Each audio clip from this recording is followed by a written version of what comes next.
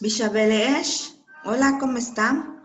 El día de hoy les voy a contar un cuento de los tres cochinitos, solo que en esta ocasión los nombres de los personajes serán mencionados en maya. Comenzamos.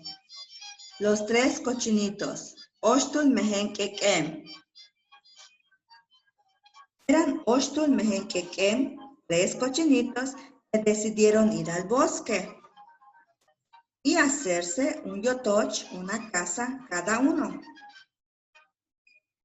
El chanquequén mayor, el cochinito mayor, se hizo un yotoch de suuk, una casa de zacate.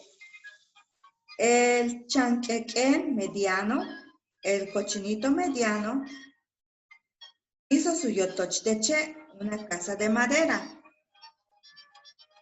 El chanquequén pequeño, cochinito pequeño, que era el más trabajador, hizo su yotoch de tunich, hizo su casa de piedra. El mayor terminó muy pronto y se puso a descansar, pero tocaron la puerta de Chanquequén. Toc, toc, toc, toc, dijo Chanquequén. ¿Quién es? Y respondieron, soy el Nojochpec, soy el lobo, y si no me abres, soplaré y soplaré y tu yotoch derribaré, o tu casa derribaré. Entonces el Nojochpec, el lobo, sopló y sopló hasta que el yotoch de Suuk, hasta que la casa de zacate se derrumbó.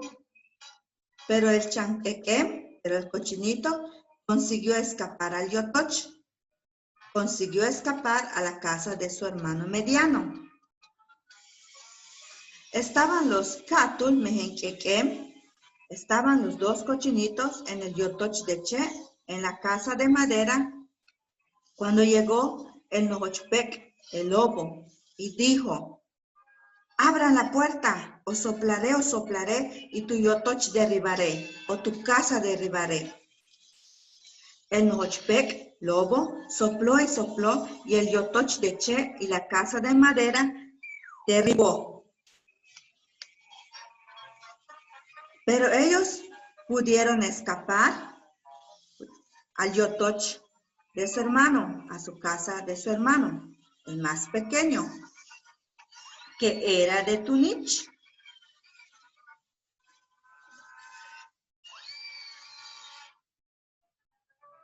Y así los Oshtul Mehenquequén, así los tres cochinitos, consiguieron ponerse a salvo de Nojochpec. Es así como termina este cuento.